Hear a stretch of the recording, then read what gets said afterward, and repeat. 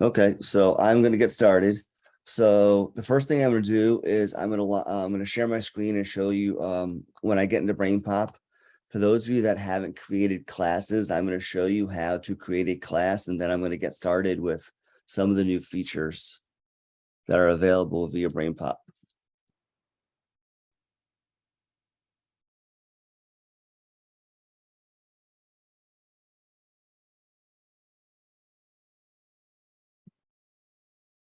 So are you still sharing your screen or no? I am not, no. There it goes. It wouldn't let me share before. Huh. I don't see a screen yet. I don't see your screen yet, but you can certainly take me off as co-host if Nope, it's fine. I got it. You got it.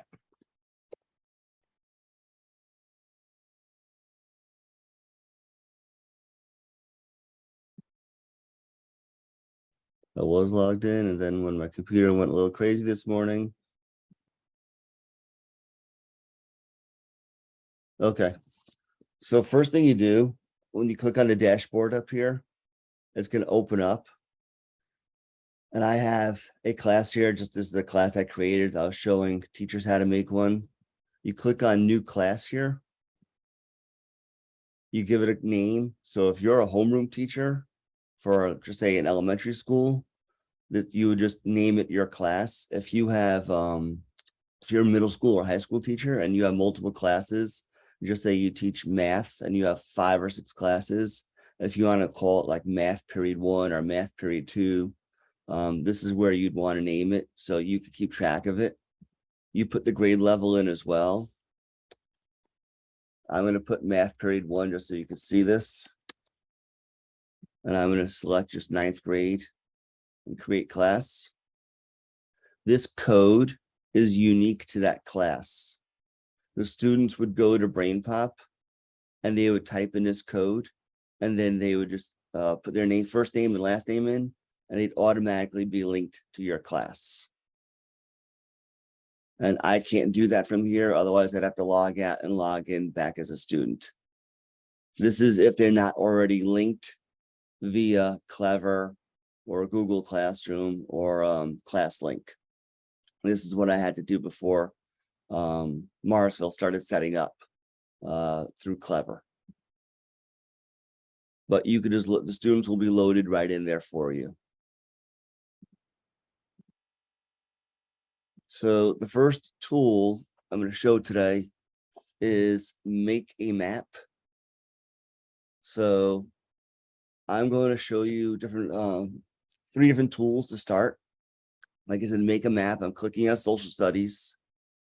I'm going to scroll down. I'm going to pick the topic that I want to work with. And for this activity, I'm going to click on US government. And then I'm going to click on branches of government. When you open up here, you'll see all these different options that are available. The movie right here is the typical movie, the Moby movie with a quiz that goes along with it. And these are other options that are available that go along with the branches of government topic. I'm going to click on make a map.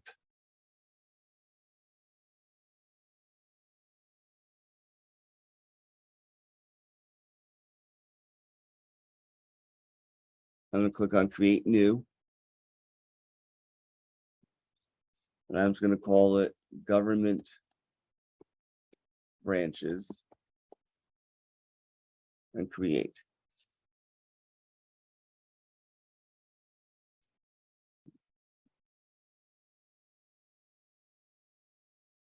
So over here on the side where it says more, this is where the options are for templates. You could create your own. I found it easier just to use the ones that are available on here. So for the purpose of today, I'm going to click on the vocabulary map one, and I'm just going to show you how you could make a map of comparing really the 3 branches of government. You click on it, and it opens right up. So a frustration that I found at the beginning of doing this is you see the pencil here and you click on it and you want to type in it, you cannot type in it. Immediately I became frustrated and I had to learn how to do this and realized it was simple. You just click on right here where it says blank nodes.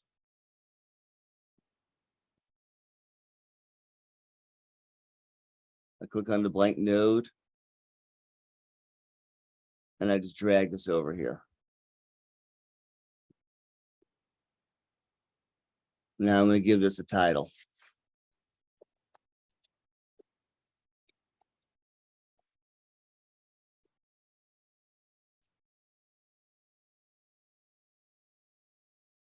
I'm going to go back over here, click on blank node.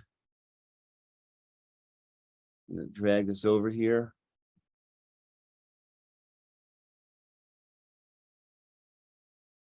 I'm going to drag another one over.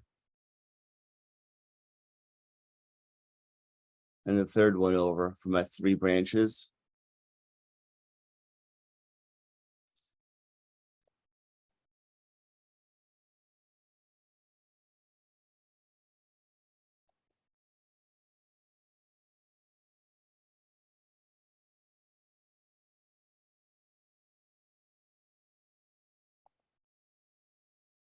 And then I have my 3 branches here now. And simply inside here, I could add nodes and I could just describe the features, like aspects of what each branch does. So if I wanted to have a map that could show the different aspects of what each branch does in here, I have a mind map rather than students working on a pen and paper or pencil and paper. They could do it on here, and then they could use this and they could create.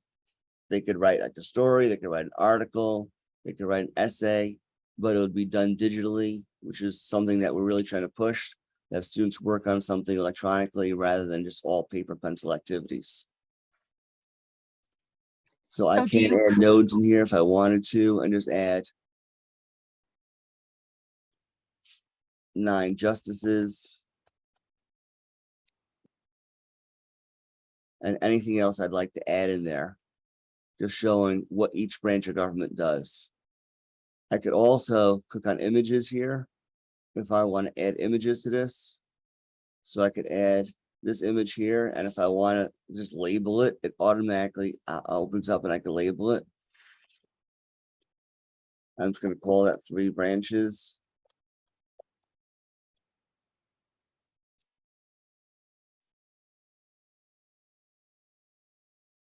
If I want to add in veto, I could put down who has the veto power. So I could just write executive with it.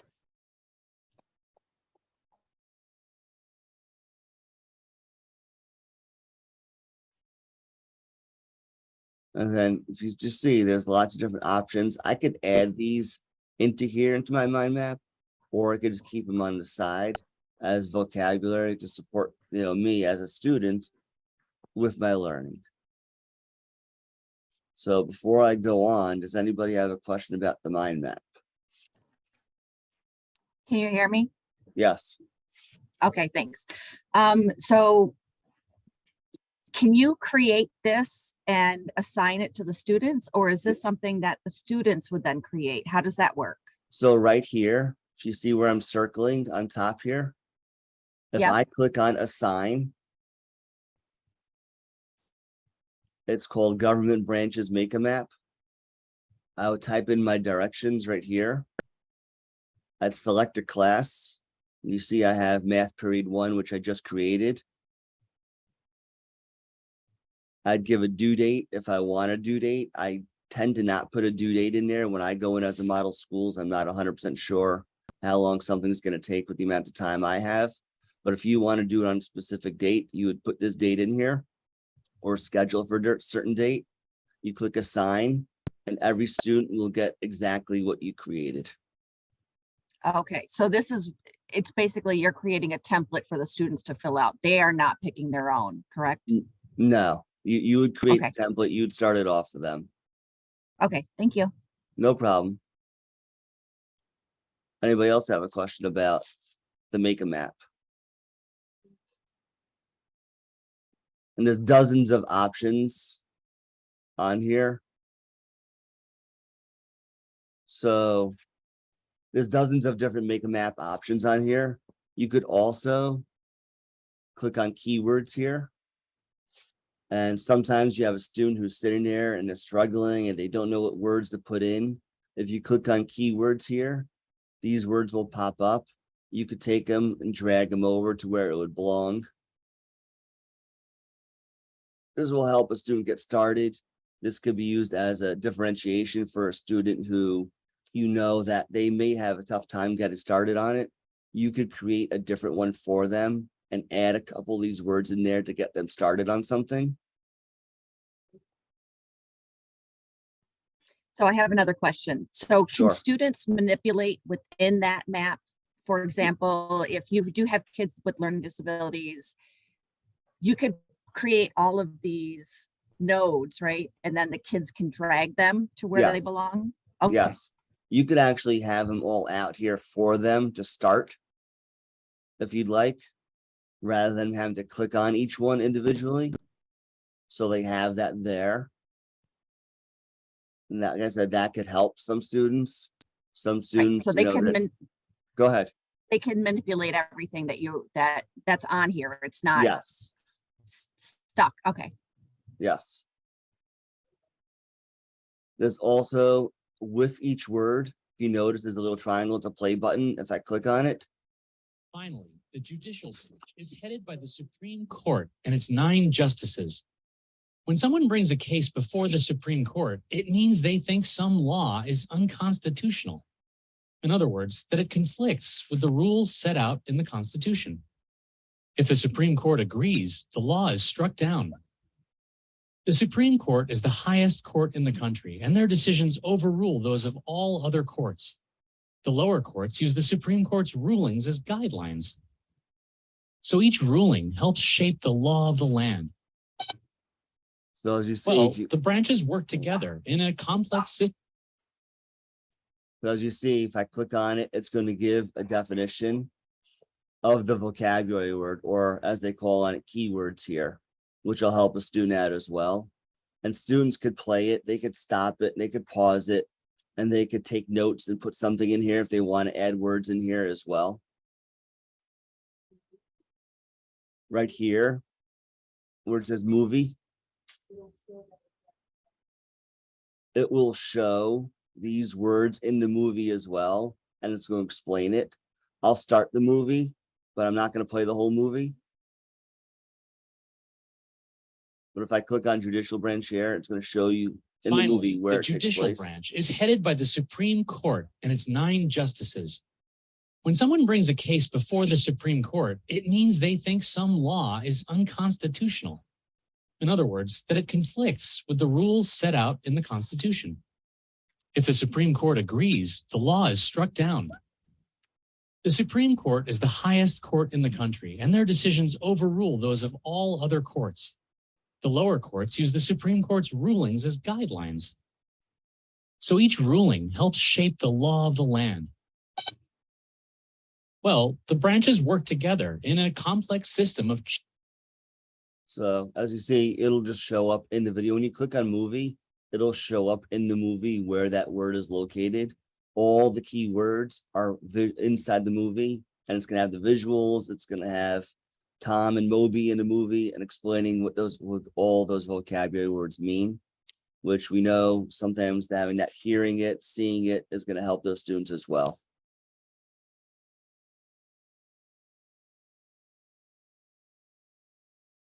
So did anybody else have a question about any of the features on the Make a Map? I know I showed only one map, but like I said, there's dozens of different maps you could put in there depending on what you want the students to do.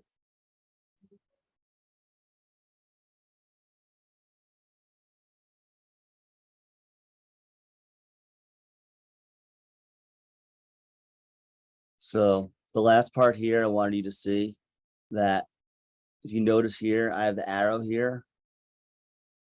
If you click on it, that's going to make arrows here just to connect and show if you have a specific order of the way you want the words to be in as well. You could order the words and have an arrow connecting each of the keywords that are inside here. or you can do the same thing with the keywords on the outside as well.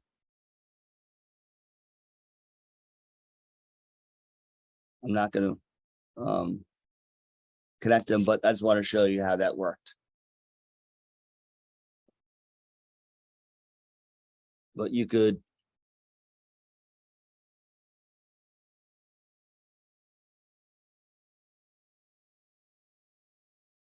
do this as well and make your own map within the map. And then right here, if you notice, there's a little box that opens up. You could label this as well. So students are making kind of like a map within the map, and they have all these features available to them. And you would probably have to model and show this, in elementary school, you probably have to do a lot of modeling. This is something you might want to do as a whole class before you assign it to students. The upper grades, they probably will pick this up pretty quickly. The older students are pretty tech savvy usually, and they'll pick this up. And I could label this anything I want. I'm just gonna, call it label for now, but you could connect the words and label, like where it says impeachment and judicial branch, you could say the judicial branch can impeach the president right here.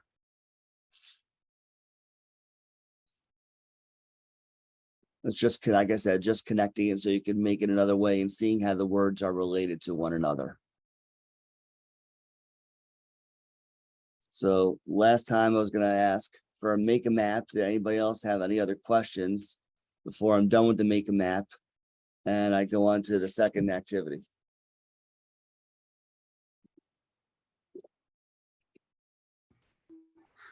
For the students, when you assign it, is there like a turn in button when they're done? Yes. At the end, it's going to say submit. Thank you.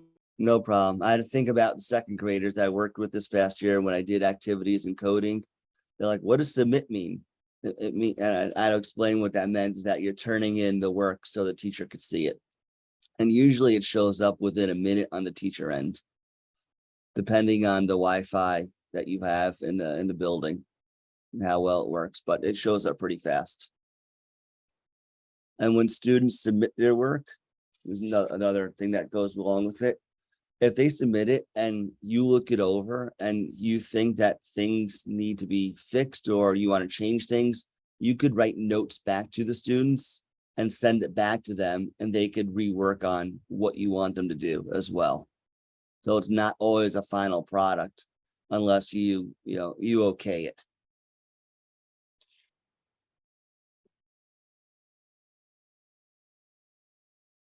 So automatically within this, you notice the save button, everything's saved automatically. I didn't need to do anything else.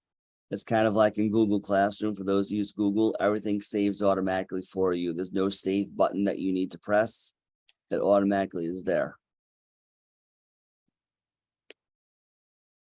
So I'm going to close out of this one. I'm going to go to another activity here.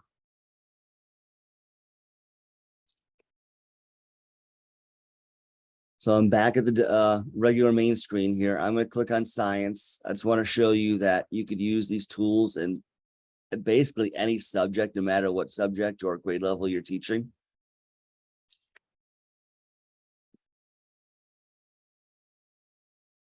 Land. Oop. Sorry, I need to go back to regular BrainPOP. I went into junior by accident. Some things are available in both. Not everything is available in both, so you'll have to double check. I could send you the list of which ones are and which ones aren't.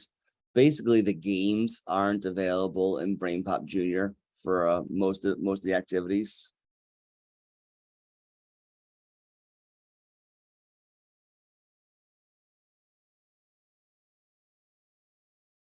So the next one I'm going to do is make a movie here. And I did this with 7- and 8-year-olds with second grades also this past year. They had so much fun doing this with the make a movie that they got to record their own voice on here, and they got to add Moby's voice and the computer voice in here. Now, the way the make a movie works is you have two options. You could answer a letter. So for those of you that are familiar with BrainPOP, when you watch a movie that has a BrainPOP movie, it always has a letter that's written to Moby and Tim, or Moby and I can't remember the girl's name now. So there's a letter that's written to them, or there's write new. You could create your own letter on here that you want to answer, or you just click on answer a letter. I found answering a letter, it's works well. It suffices. It opens up. You have 3 options. Most of them have either 2 or 3 options on there. And I'm going to choose this one. What is relative humidity? So this one, kids could be very, very creative. They could have a lot of fun with this. You could first, over here on the side, it says add background. So if you want to make it a different color, you could do that. Then I'm going to go back to build right here. So I have all these images that are available. So really what I'm doing is I'm creating a scene in a movie, and you could create multiple scenes. So I'm going to drag over one right here. I'm going to drag over the second item right here. And I'm going to drag over a third item right here. And just say, I just wanted that to be my scene. It may not be accurate. So I'm not definitely not a science person, but I just wanted to show you how to add in the images on here. So you can annotate. You can type in text in here.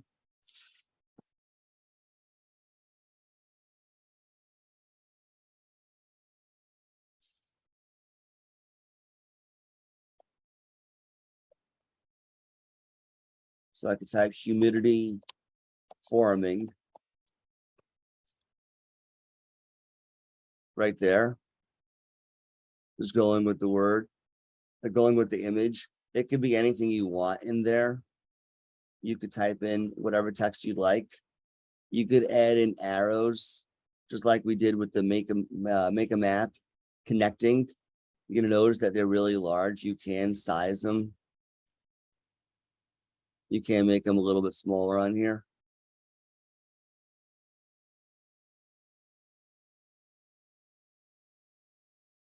You see it automatically opened up. If you notice that it said saving your movie, about every 30 seconds while you're working on this, it's going to automatically save it for you.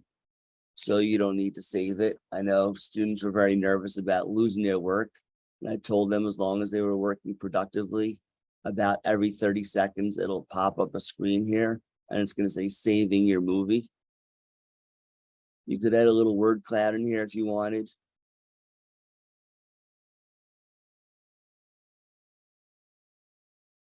And then you could type in the word cloud as well.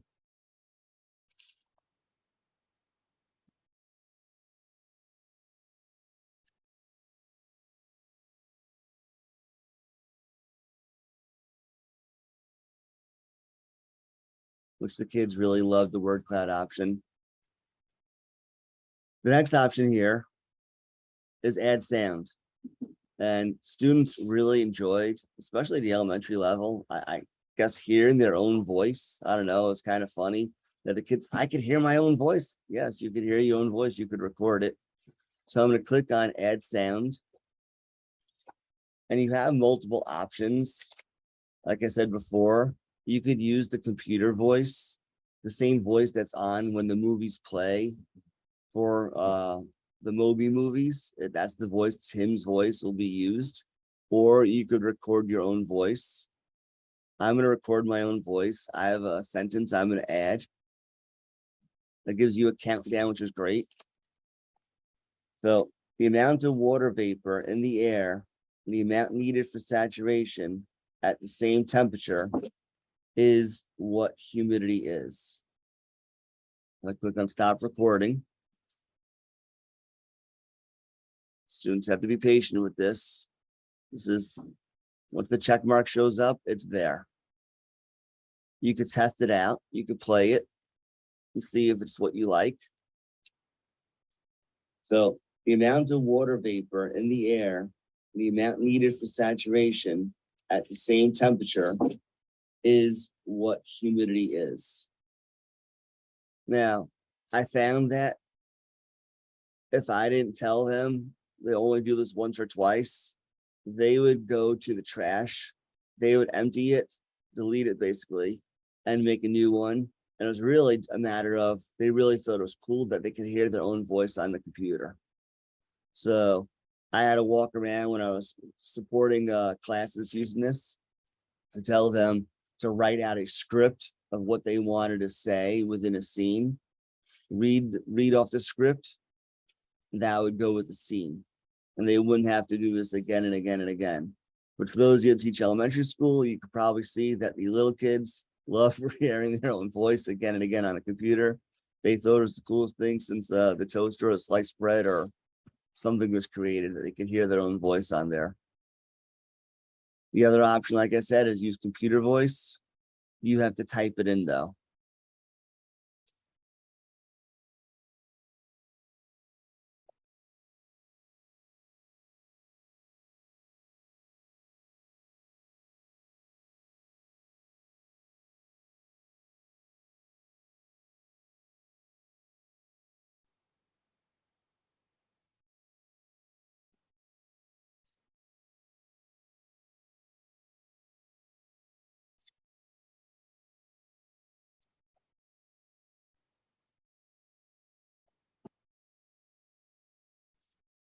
So you could click whether you want the female voice or the male voice. It really didn't matter. Relative humidity is the amount of air as needed for saturation. And there would be your recording on there rather than your own voice.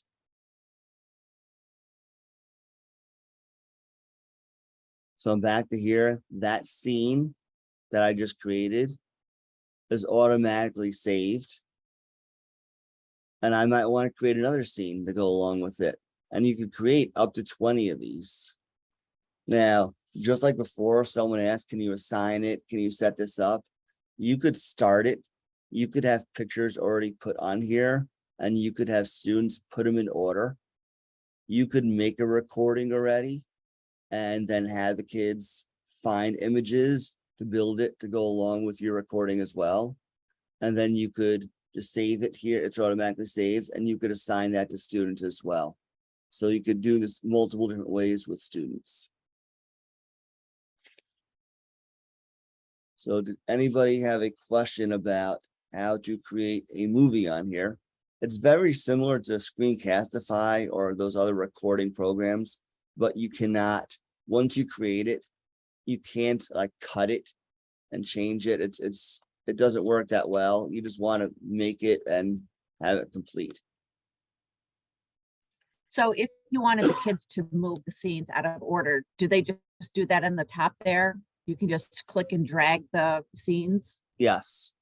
Okay, You can take it and switch the order just like that. I don't have another scene created, but you can just take it and drag it and it would switch it into the order that you want. okay. So you could Awesome, have, thanks. no problem. You could have 5 scenes created and you could, I'm thinking that you might be thinking, and I tell me if I'm wrong, you could have 5 scenes created and you want students to put them in order. Correct. Like a sequential, yeah, you could do that. Okay. And the kids could do a voiceover for the movie. You could have it already created. Some students, like I said, might need it. Some students, you want to see what they're thinking. You want them to do that critical thinking on their own.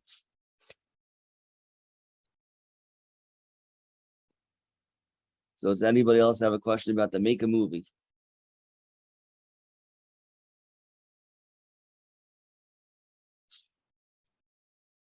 Okay, so I'm going to click save here just so I have it there, so I don't lose this one. I'm going to go back to the regular BrainPOP screen. And this is probably the feature I did the most with this year, working with students.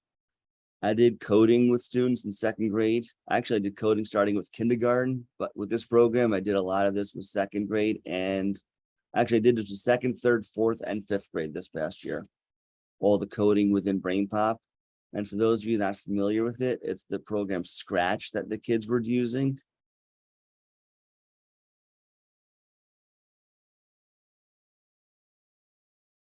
So right here, it says creative coding.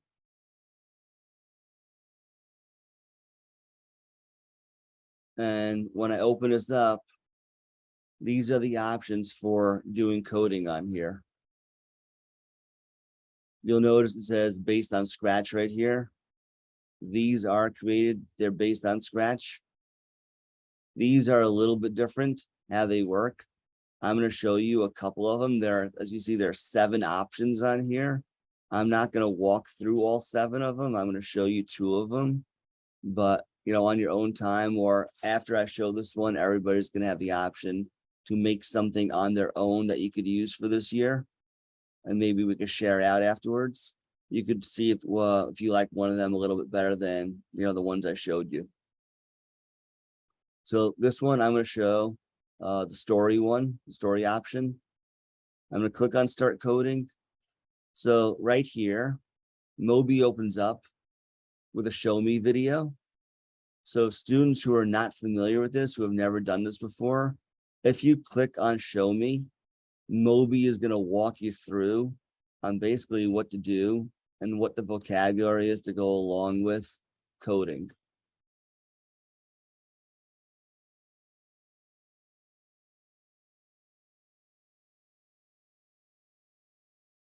So it shows you how to drag things over to go along with the picture.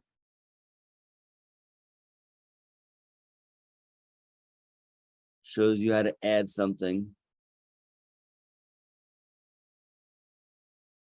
And you want a block to say something. So I'm going to show you this here. Students got frustrated at the beginning when they weren't sure how, you know, get things work.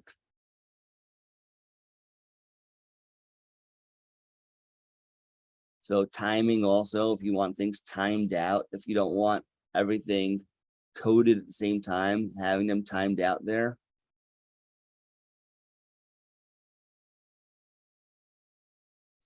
So the first thing is I have my backdrop already created here. You could change that if you want. You click on backdrop. If you click on new here, you choose a backdrop. There are so many options.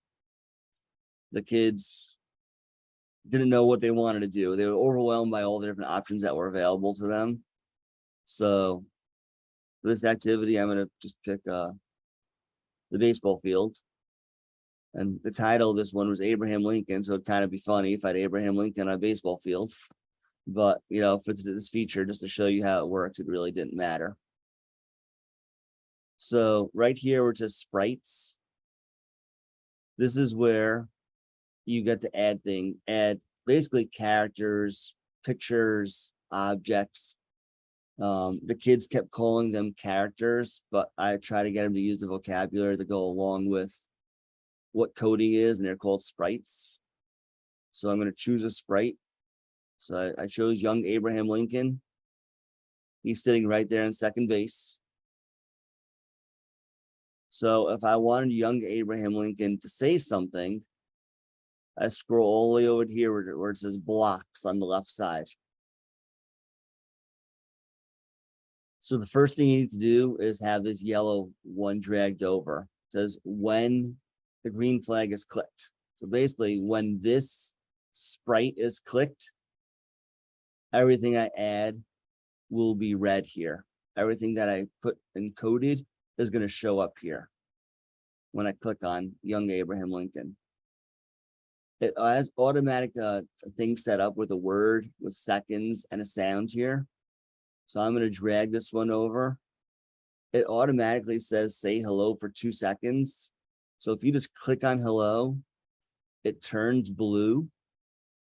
And then you could type in what you want. If I wanted to say hello, my name is Abraham Lincoln. I may want it to show up for 2 seconds. I might want it to show for a longer time. So I put 8 seconds. And if you notice, I clicked on it. And on the side here, it said, hello, my name is Abraham Lincoln. And it shows up for 8 seconds.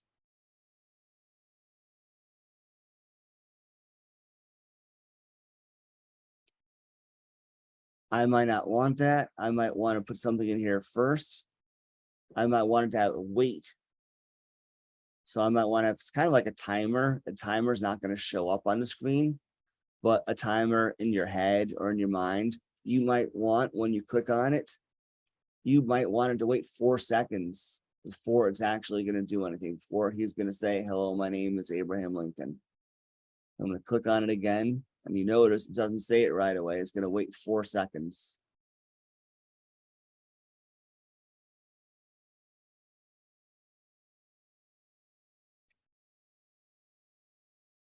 So if you notice right here, I have the teal square around here.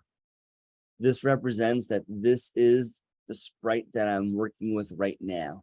So I have young Abraham Lincoln right there. That one is teal. That's the one I'm focused on. I might want to add another sprite though to my scene. So I'm going to click on add.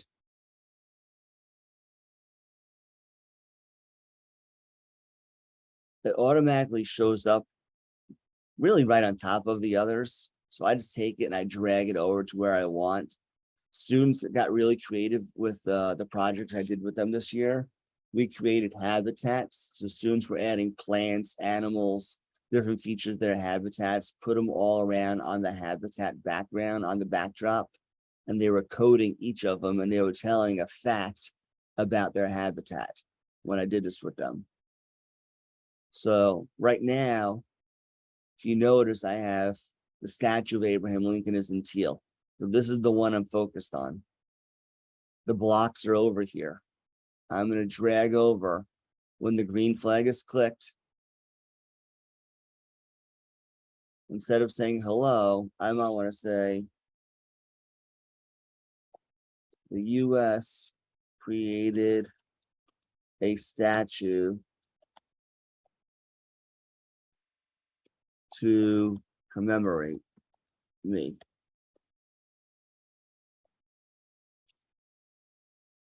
I might want to add a sound at the end. There are lots of sound options on here. These are the ones that show up automatically, but you could actually record your own sound on here. And there are other sound options available. Some of them were not working during the spring and the students were a little frustrated with that, but it looks like these options are all fixed. They all work. Students sometimes were being a little bit silly. They were adding like a meow to something, to like an Abraham Lincoln. You know, if the teacher was okay with it, and at least they were putting detailed facts in, I was okay with it. For this purpose, I'm just gonna put the BrainPOP on there. And everyone's probably familiar with the BrainPOP. I'm gonna click on it. Shows up right here, and if you heard the pop, I'll make it a little bit louder so you can maybe hear it. For those of you who didn't hear it. Or students like the Moby Beep was a very popular one. He gets very loud though, so you want to have either volume down on students' Chromebooks, iPads, or have kids using earbuds. So because these will get very loud if you have 20 or so students working at the same time.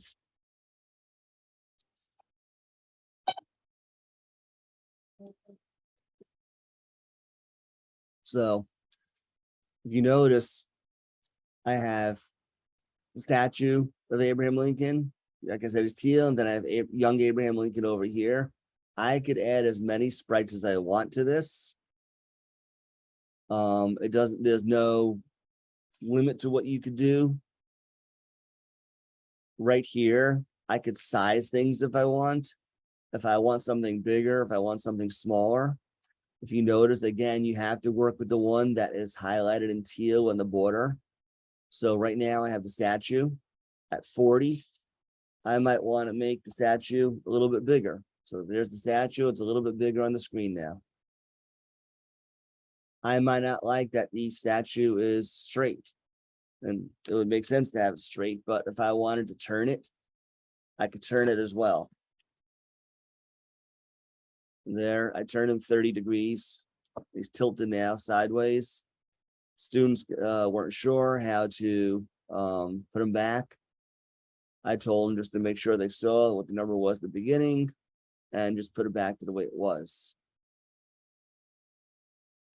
This right here is kind of like using a coordinate plane with the X and the Y going across horizontally for X and the Y going vertically. I'm just going to show you, it says negative 131. I'm going to show you what happens when I change it to the negative 100. It just moves it over on the axis. So it slides it over horizontally or slides it up and down vertically. So you're adding a little math in there as well, rather than just students taking it and sliding things around where they want. You could, see if they could add that in as well.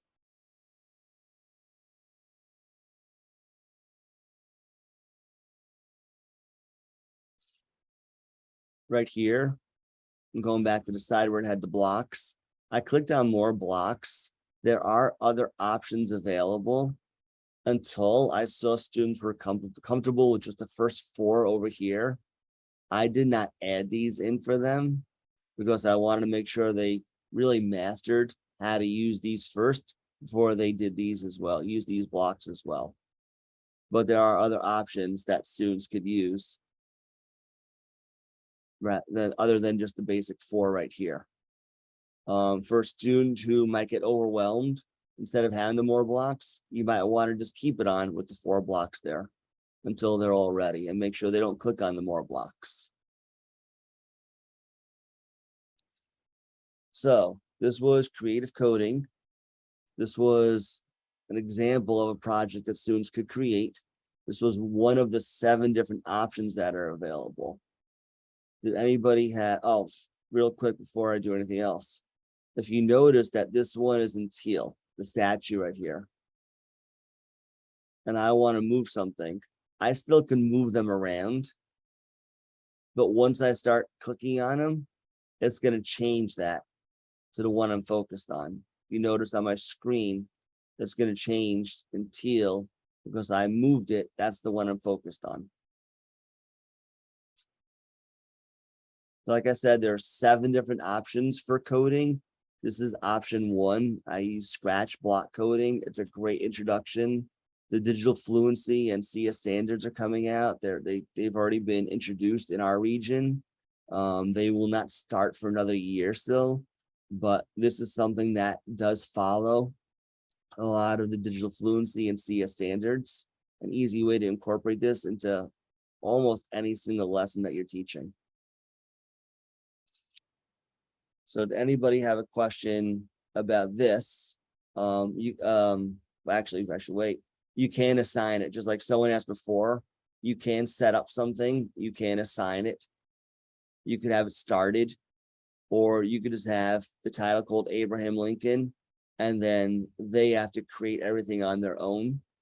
For projects I did, I created a backdrop for them to get started.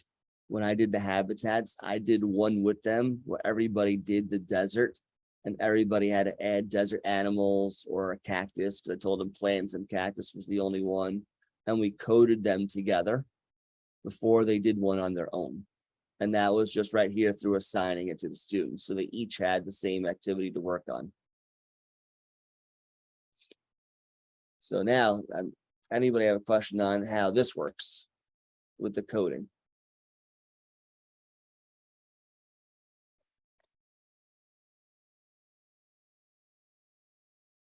I could tell you, you don't need a master's or a doctorate to do this. I learned this in a couple of weeks. Sue's shaking her head. I learned this very fast. The 7 and 8 year olds I worked with, in 2 lessons, they picked it up and they were exploring features like, oh, I didn't know you could do that. Because the students were really, into that. They're doing coding and they know that this is something that's becoming big, and the coding can be used to create video games. And a lot of our, districts that we work with are very rural districts. And we want to give them this opportunity that out in the world that coding is a big thing and this is a career option. if they're into doing something like this. And the way I got them, into wanting to do this is using a comparison to video games, how video games are created, that they have to code what they want the characters, and I don't want to say characters. Mr. Simon is not a character, it's a sprite. So coding what you want the sprites to do in a video game.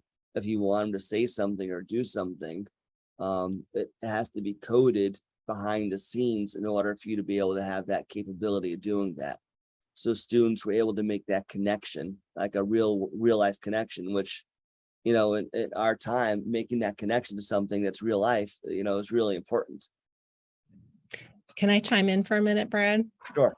I know that you mentioned the new computer science and digital fluency standards, and a lot of people may not know where to get started, but BrainPOP really, as you mentioned already, is has a lot of great opportunities to start to easily integrate those standards into our work, not just with this whole creative coding platform, but they have a number of both the junior and the regular platform have categories of topics that you can go to. And so if you find basically what their technology category, you'll see videos, like the video snippets that really is what BrainPOP started as, and what they started to offer, those 3-minute videos, is about certain topics. They have topics about very specific computer coding concepts, as well as things like digital citizenship and that kind of thing. So there is integration in a number of those conceptual areas of the computer science standards. And I know that BrainPOP is working to do to do that alignment with New York State, the new New York State standards. It hasn't come out yet, but I know that they're working on it. But even before that alignment comes out, you can definitely find a lot of those topics as a great place to dip your toe in. And like you said, Brad, it makes it really easy. They make this easy to do. So great resource to be aware of. Thank you, Sue. And I also have, after I complete all the workshops today on BrainPOP, I'm going to share out a link. The New York City Department of Education did create a whole curriculum with BrainPOP that could be utilized. I know it was shared out at the Digital Fluency and CS Standards that we attended a couple weeks ago at Mobosi's. But I'll share that out with everybody on here so everybody could utilize that as well. So you can see how to incorporate that. And like I said, I really like how BrainPOP is really easy to use. There are some platforms where I feel like you need a doctorate degree to figure out how to use it. This one, you really don't. It's really simple, easy to follow. It's almost like you can't make a mistake on there. And if you do, it's very easily fixed. So I'm going to save this one, and I'm going to show one more example of coding on here.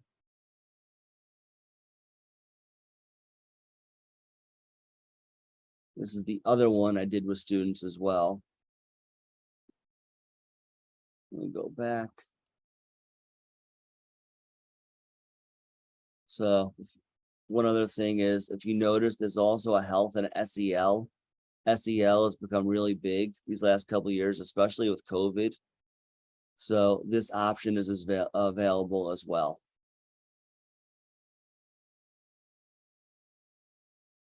So I'm going to click on back to school. So online safety. And then I go to creative coding here as well. Like I said, there are 7 options on here. The other one I did several times with students was the museum. Surprisingly, a lot of students I worked with had no idea what a museum was, or they had never heard that word before. So I had to explain what a museum was and how you find like basically older artifacts and different features, like depending on what a museum you go to, like an art museum, or if you go to a museum that was like about dinosaurs, So I had to explain what these, features were. Students really had no idea what a museum was. So it was a great way of just incorporating a lot of vocabulary as well. I clicked on the X, I X'd out Moby there because he really is going to explain the steps of what I'm going to show you right now. So this is your museum here. The backdrop is already created right here for you. I'm going to leave it like that. So your sprites here,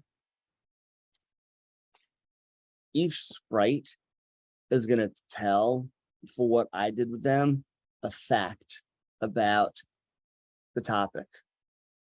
And this was another great way of students showcasing their knowledge of how they understood something they were learning in school. So I have Moby on here. I have Annie. She's the girl that's in the videos with Moby. I could add other sprites. Anything I really want on there. These are mostly, the sprites are going to deal with the topic I clicked on. So I'm going to click on friends right here.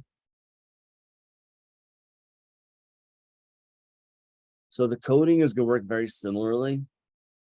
So I'm going to go over here on the left and click on blocks. Right now, I have Annie clicked on. So Annie is doing a welcome to the museum here. She's saying, welcome to the museum. Click on any item to learn more about it. I had the students keep that on there purposely as an introduction. So each sprite on there could tell a fact. Some of the classes I worked with that did this, they added, this was kind of like making a organizer, but in a different way, using coding and using, just digitally and electronically, where they would code a fact on here. And then they took the sentences and turned it into a formal paragraph. So I'm going to click on Moby. I have when this sprite is clicked. Same thing as before. Instead of say hello, I'm going to have them say a fact. And I have online safety. So Moby is going to say, be mindful of things you see on social media. Real big problem these days. Kids seem to not understand the issues that arise on social media. So Moby is going to tell us that. I click on Moby. And that's what he's going to tell you. To be mindful of what you see on social media. If I want something to show up a little bit, longer, it's probably because I wanted to showcase that this was more important. So I wanted to stay up there a little bit longer. I can't add the sound like I did before. Like I said, the students were excited about the sounds, especially the younger ones. There's the meow one.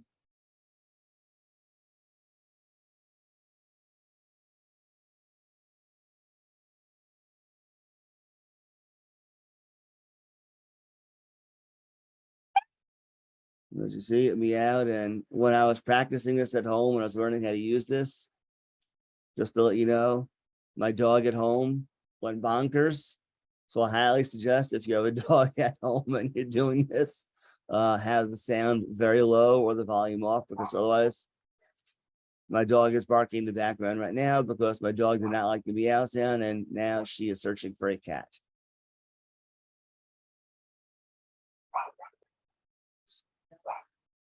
So I have friends here. I have when the sprite is clicked.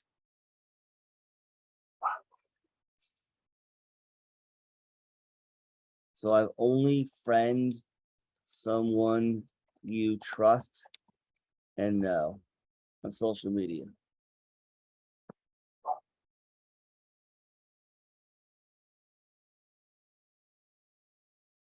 So like I said, this one, when I did this with students and teachers at Morrisville, we added 4 or 5 sprites. We had each sprite say a fact. We added the fact, like I said, we added the code, the block over here. And then students were able to take that and turn that into a formal paragraph rather than using a paper pencil activity, a different way to think about how to create a paragraph with students. Same thing as before. The assign button is right here. You could assign it to students. The students can see, you could assign them the activity, you could give them the topic, you'd give them directions, you could give them the backdrop, you could have the characters, the sprites already added in if you'd like, and then the students would just have to code them. It's however you want to create it and set it up. It's how you like it. This full screen button really just makes the screen a little larger here for the backdrop and the sprites that you've added.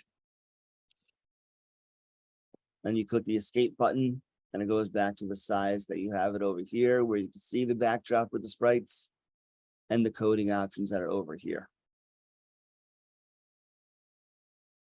So does anybody have a question on the museum with creative coding?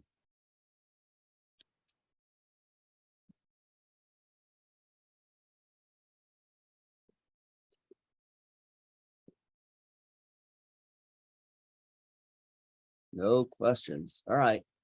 So I showed everybody how to make a movie, to make a map, and 2 different options for creative coding. So the plan was, I know this is a 2-hour webinar, that I wanted to spend about an hour showcasing the features and different ways to do things. And then I wanted to give you time to create something that you could use this year for your personal classroom or grade level or something that you might be able to use this year. So at this point, I'm going to give everybody time to create something. Afterwards, maybe after about a half an hour, if everybody could, share something to show something you created that you could use. And then at the end, if anybody has any questions, I'll answer questions, and then we will be done with our 2-hour first one, the BrainPOP webinar. So does anybody have any questions for me? Because I wanted to give you time to create something.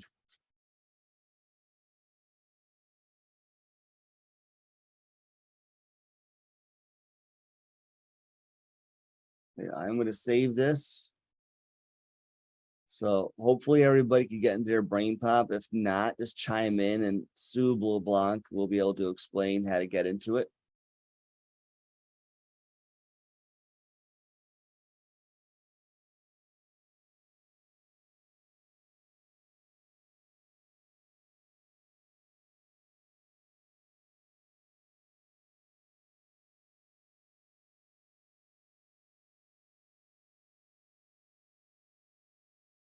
Oh, sorry, thank you. Someone in the chat said that most of the students had no idea what a museum was also.